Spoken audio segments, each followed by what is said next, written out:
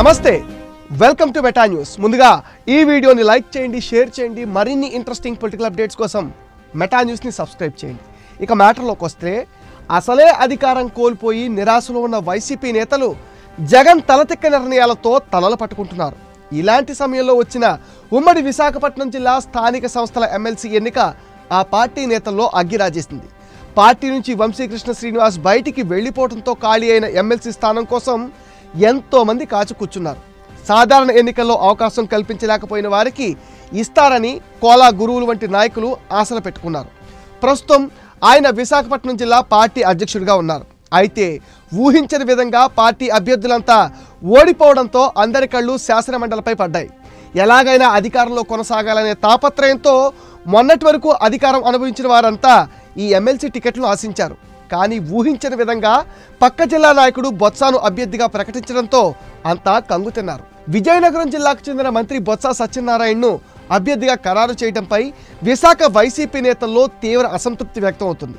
ఉమ్మడి విశాఖపట్నం జిల్లాలోని వైసీపీలో అనేక మంది సీనియర్ నాయకులు ఉన్నారు। భీమిలి నుంచి పోటీ చేసి ఓడిపోయిన మాజీ మంత్రి ముత్తంశెట్టి శ్రీనివాసరావు, ఎస్టీ సామాజిక వర్గం నుంచి మాజీ మంత్రి పసుపులేటి బాలరాజు, నర్సీపట్నం మాజీ ఎమ్మెల్యే పేట్ల ఉమాశంకర్ గణేష్, మాజీ ఎమ్మెల్సీ సూర్యనారాయణరాజు, చింతల్పూడి వెంకట్రామయ్య, విశాఖ ఉత్తర నియోజకవర్గంలో 2 సార్లు పోటీ చేసి ఓడిపోయిన కేకే రాజు, మాజీ మంత్రులు బూడి ముత్యాల నాయుడు, గుడివాడ అమర్నాథ్లు ఈ ఎమ్మెల్సీ సీట్ను బలంగా కోరుకున్నారు। అదేవిధంగా అనకాపల్లి జిల్లాలో 2 సార్లు ఎమ్మెల్యేగా గెలిచి విప్గా పనిచేసిన కరణం ధర్మశ్రీ కూడా టికెట్ ఆశించారు।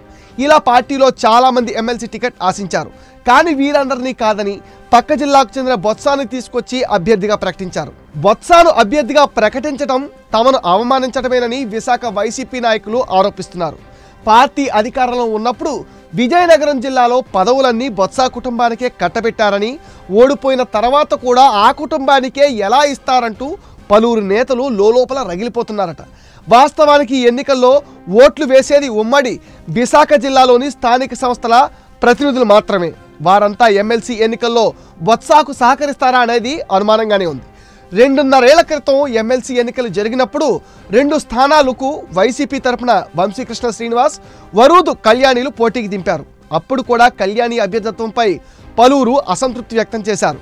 శ్రీకాకుళం జిల్లాకు చెందిన ఆమెకు ఇక్కడ ఎలా అవకాశం ఇస్తారని ప్రశ్నించారు। అప్పుడు అధికారంలో ఉండడం వల్ల నాయకులు సర్దుకున్నారు। ఇప్పుడు మళ్ళీ అదే కోటా సీటు ఖాళీ అయితే జిల్లాలో నాయకులు ఎంతోమంది ఉండగా పొరుగు జిల్లాకు చెందిన బొత్సాను ఎంపిక చేయడంపై తీవ్ర అసహనం వ్యక్తం చేస్తున్నారు। వైసీపీ నేతల మధ్య అసంతృప్తిని క్యాష్ చేసుకుని ఎమ్మెల్సీలు దక్కించుకోవాలనే వ్యూహంతో కూటమి పావులు కదుపుతుంది।